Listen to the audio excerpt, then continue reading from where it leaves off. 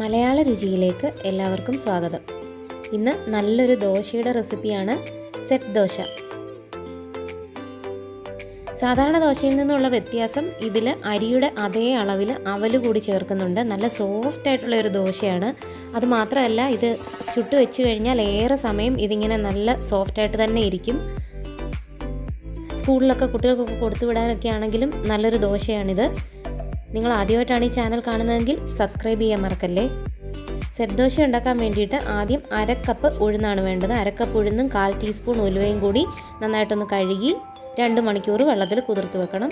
പിന്നെ വേണ്ടത് 1/2 cup ഉഴുന്നിന് 1 glass അരി, 1 കപ്പ് അരിയും നന്നായിട്ട് കഴുകി വെക്കാം, പച്ചരി. പിന്നെ വേണ്ടത് ആ അരി അളന്ന അതേ കപ്പിന് 1 കപ്പ് അവൽ, അതുകൂടി വെള്ളത്തിൽ കുതിർത്ത് വെക്കാം. അവൽ നമ്മൾ അരയ്ക്കുന്നതിന് 10 മിനിറ്റ് മുന്നേ കുതിർത്ത് വെച്ചാലും മതി. എല്ലാം നന്നായിട്ട് കുതിർന്നിട്ടുണ്ട്. ഇനി എല്ലാം കൂടി മിക്സിയിലേക്ക് ഇട്ട് നന്നായിട്ടൊന്ന് അരച്ചെടുക്കണം. ഒന്നിച്ചാക്കി അരയ്ക്കാം. അരി ഉഴുന്ന് വേറെ വേറെ അരയ്ക്കേണ്ട ആവശ്യമില്ല. ഈ ദോശയ്ക്ക് ഒന്നിച്ചാക്കി അരയ്ക്കാം. അളവ് മാറിപ്പോരുത്. അവലിൻ്റെ അളവ് കൂടാൻ പാടില്ല, അരിയുടെ അതേ അളവ്. നന്നായിട്ട് അരച്ചെടുത്തിട്ടുണ്ട്.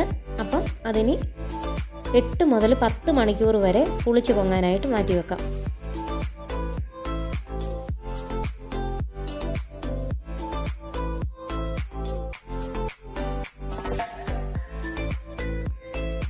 മാവ് നന്നായിട്ട് പുളിച്ചു പൊങ്ങി വന്നിട്ടുണ്ട്.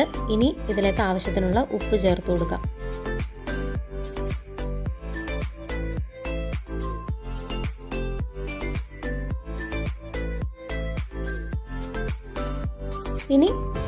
ഇനി ദോശ ചുടാൻ തുടങ്ങാം. സാധാരണ ദോശ ചുടുന്നത് പോലെയല്ല ഇത് ചുടുന്നത്, അപ്പം ചുടുന്നത് പോലെയാണ് ചുടുന്നത്.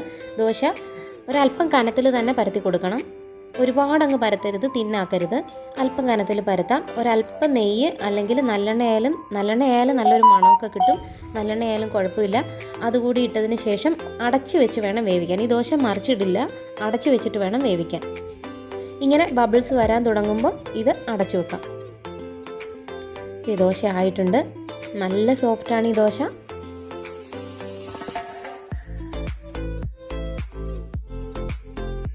അടുത്ത തവണ ദോശ ഉണ്ടാക്കുമ്പോൾ ഇങ്ങനെ ഒന്ന് തയ്യാറാക്കി നോക്കൂ. നല്ല ദോശയാണ്. നിങ്ങൾക്ക് ഈ വീഡിയോ ഇഷ്ടമായാൽ മലയാള രുചി സബ്സ്ക്രൈബ് ചെയ്യാൻ മറക്കല്ലേ. കൂടാതെ ആ ബെല്ലൈക്കൺ കൂടി ഒന്ന് പ്രസ് ചെയ്ത് കഴിഞ്ഞാൽ ഞാൻ വീഡിയോ ഇടുമ്പോൾ നിങ്ങൾക്ക് നോട്ടിഫിക്കേഷൻ കിട്ടുന്നതായിരിക്കും. താങ്ക്